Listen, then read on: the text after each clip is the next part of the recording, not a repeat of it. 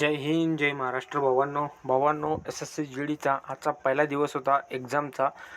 Exam कशा पद्धतीनं आलेला आहे आणि पेपरमध्ये कुठल्या कुठल्या टॉपिकनुसार क्वेश्चन आपले येत आहेत ते मी तुम्हाला सांगणार आहे.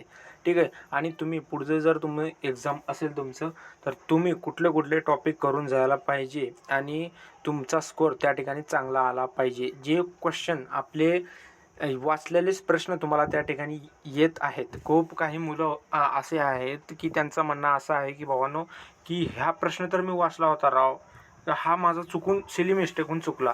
असं काही गिल्टी फील आपल्याला पेपर झाल्याच्या नंतर होता कामा नये. ठीक आहे. या कारणाहूनच आपलं सिलेक्शन थांबतंय. जे 1-2 मार्क 3 मार्काहून पोरं जे राहतात 3-4 मार्काहून, तर त्यांचा 1-2 प्रश्न असं सिली मिस्टेक होतात. तर ते न होण्यासाठी काय करायला पाहिजे मी तुम्हाला व्हिडिओमध्ये सांगणार आहे. पुढं ज्यांचा एक्झाम असणार आहे त्यांनी हा व्हिडिओ 100% बघा भावांनो. तुम्हाला पेपर दिल्याच्या नंतर खूप या व्हिडिओचा फायदा होणार आहे. ठीक आहे.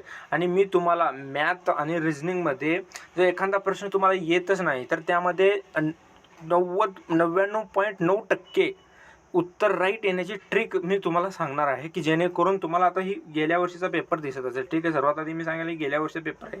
तुम्हाला मी यामध्ये सांगेन की ॲक्युरेट ऑप्शन कसं बसणार आहे. ठीक आहे. तुम्ही बघून घ्या भावानो. ठीक आहे. तर तुम्हाला मॅथमध्ये एखादा जर सपोज समजा आता हा प्रश्न आहे 6 नंबरचा. ठीक आहे.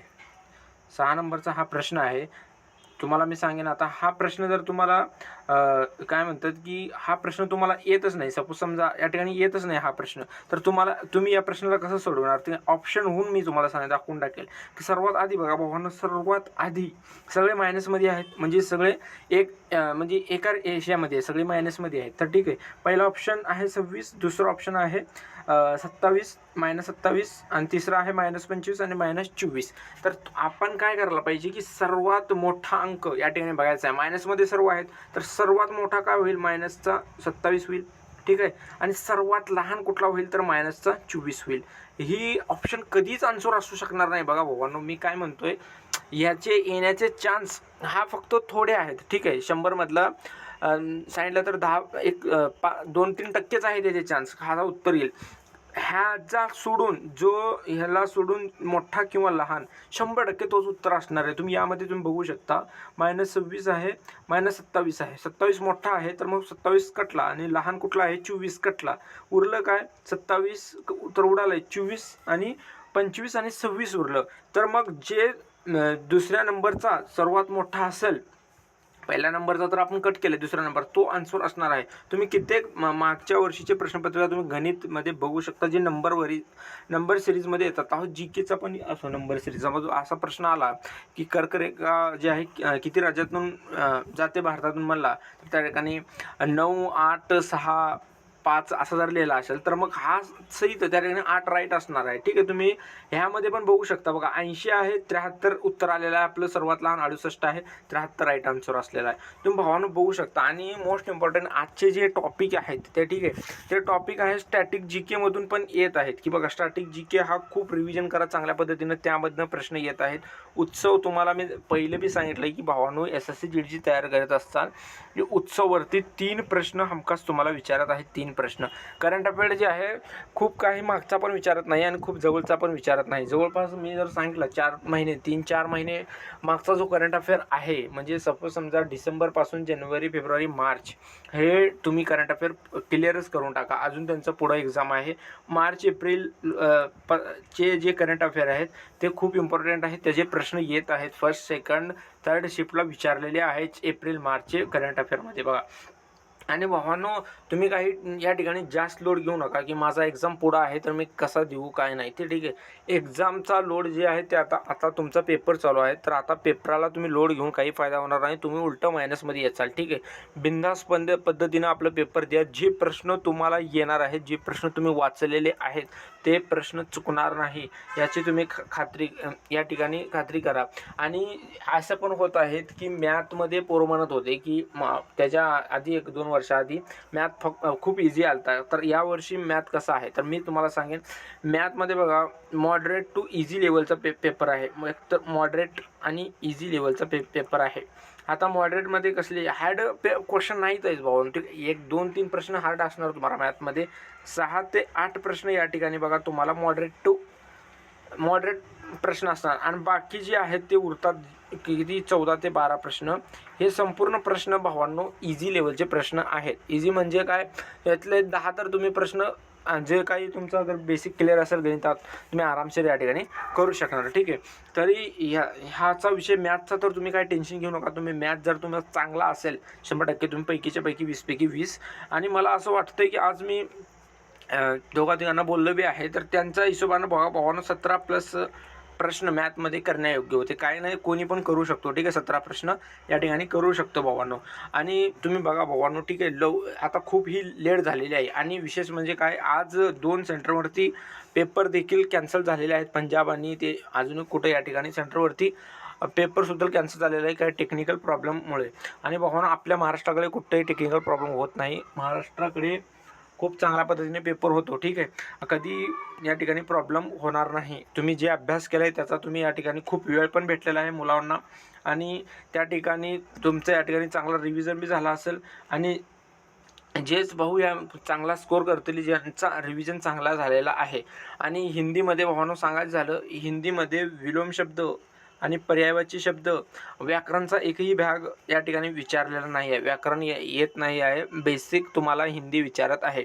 गद्यांश मागच्या वर्षीसारखा गद्यांश विचारत नाही आहे.